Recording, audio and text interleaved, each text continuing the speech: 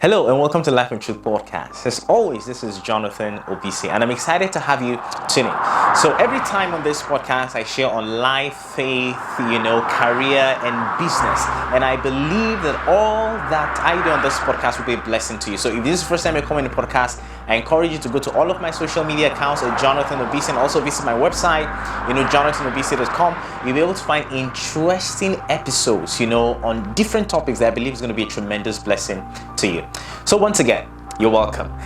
Today I have something special I want to do, and that's why you can see I'm outdoors today. Okay, so if you can hear all the cars passing by, it's just part of the whole thing. But today I want to share on finishing strong and starting right. So many people desire to finish strong. The year's ending, you want to do a lot of review, you want to be able to say, okay, I accomplished this, I didn't do well here, I didn't do well there. But how can you as an individual really ensure that you're finishing strong irrespective of how your year went? And that's why I'm sharing on finishing strong and starting right. Now, what must you do to finish strong? Right, there are a few things you must do, and the top thing on the list that I have is review, and review. You must review. Now, you must be able to review your progress. You had plans when the year began. You had things you wanted to do. Have you been able to accomplish those things? You must be able to review and critique, your progress. You must be able to review your wins and your losses. Now, when you look at the year, definitely you haven't had like a string of losses since from January to December. And at the same time, you probably haven't also had string of wins from January to December. Probably in some areas you didn't do too well, but in other areas you did well. So you must be able to review your wins. What were the support systems? What were the things that contributed to your wins? You must be able to identify those, because if you can identify the things or those things that contributed to your wins, you'll be able to replicate, your success. And then you also have to look at your failures, maybe failures or losses. What were the distractions? What were the things in your life that contributed to that? If you're able to identify these things, I can tell you that you'll be able to say, okay, this doesn't work for me. This doesn't help me. I need to cut this off. I need to take this off. And when you do that, you discover that you will be ending well, right? You'll be able to finish strong because now you're self-aware of the things that contributed to your success. Then the second thing I want to talk about is what must you do to start right? Now, this is very important, right? What you must do to start right.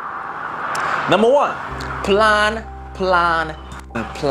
It is said that failure to plan, it's tantamount to failure. Yeah, right? So if you don't plan, you're definitely gonna fail. That's just it, right? I know that's I paraphrase that, but something like that. So you must plan. Now you see people who say, okay, the year's starting, okay, New Year resolution, I want to do this, I want to accomplish this, I want to accomplish that, I want to accomplish this. Yes, everybody has goals. Anybody can say I have goals, I have dreams, I have this. But the question is, how have you sat down to plan how you're going to accomplish the goals? Or have you sat down to plan how you're going to accomplish those goals? That is very important. So you must plan. Now, one of the things you must do is you must learn to write down your goals. Now, write down your goals on a journal, write it on a whiteboard, or type it on some paper and print it and paste it on your wardrobe. You must learn to put your goals in front of you. When you have your goal in front of you or your goals in front of you, it becomes a lot easy to deal with distractions, because you don't get distracted when people come and they throw this at you, they throw this at you, because you have your goal, you have what you're going to. So you must learn to write down your goals for the new year. Okay? Now your goals, of course, must be SMART. This is something you probably know. It must be specific, it must be measurable, it must be achievable, realistic, and it must be time-bound. So don't just say, I want to become this, or I want to accomplish this, and then there's no timeline. Or you say you want to accomplish this, and then you cannot measure, your growth, or how you're inching towards accomplishing those things you've written down. And then, of course, do not attempt to do everything. Well, some people are good, right? Some people can actually juggle different things at the same time, right? I do different things at the same time. Right? I may not consider myself too good, but there are so many people also that do that. If you were good in juggling different things, fine, and you've probably had successes, fine. But you see, it's easy to accomplish anything when you are laser focused. When you have just one goal and you're focused on accomplishing that thing, it really, really helps you. So don't juggle too many things. Try to just do one thing per time. And then something I'm also going to encourage you is keep a journal in the new year. Keep a journal of your successes, your failure. Develop the habit of, writing down, your day, how your day went, things you did, how you succeeded, things that contributed to your success. This is something I'm guilty of, right? Because I used to, not really a journal, but I used to have like a to-do list that I kept track of and all of that. But over time, somehow I just, pushed all of that aside. But that is something that I'm getting back to, right? And I think it's really going to help you, because you'll be able to see the places, where you did well, the things that contributed to your doing well and all of that. So keep a journal in the new year.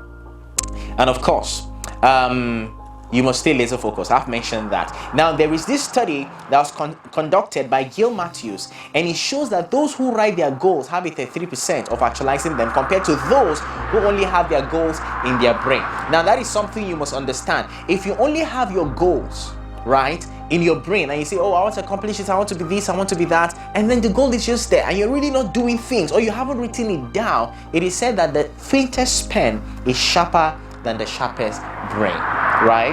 And then lastly, I'm going to tell you, with everything, you must learn to pray. You must pray. When you've done all your planning, you've done all your scheming, you've put everything, together that can help you succeed, the next thing you have to do is pray.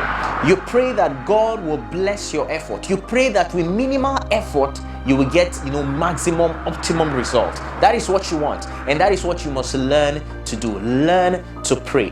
Put God first. If you do this, I'm certain and I'm sure that the new year for you is going to be a new year with a difference. It won't just be resolutions in the skies, but it will be resolutions with practical steps on how you hope to accomplish those resolutions. So that's it. I hope this blesses you. And with this, I'm wrapping up, the podcast for the year. I'm excited to have you listening and tuning all the time to listen to this podcast. And I look forward to all, the big things that's going to be coming our way in the new year. So thank you so much for listening. God bless you and bye-bye.